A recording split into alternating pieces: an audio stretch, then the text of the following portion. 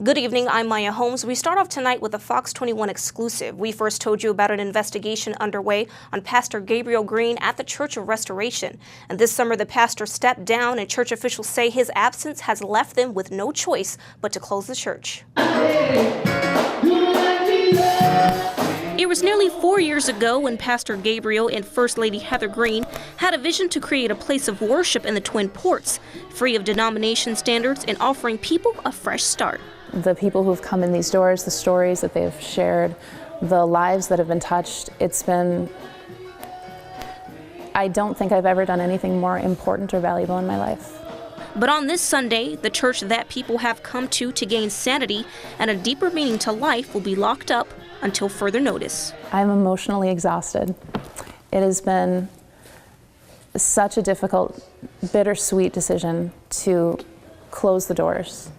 I'm kind of down about it, to be honest with you, but I'm smiling because, God is not finished with this church.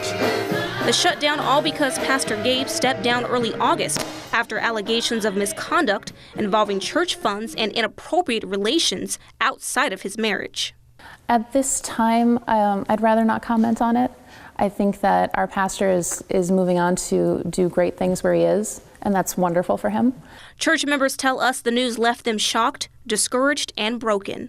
For this person to be up here saying that he's a man of God and he's doing all this, but then he's portraying to be this other person outside of here. So it kind of hurted me. First Lady Heather says when Pastor Gabe left, so did the congregation.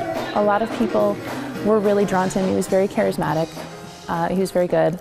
And so when he stepped down, it hurt quite a few people, and they stopped coming.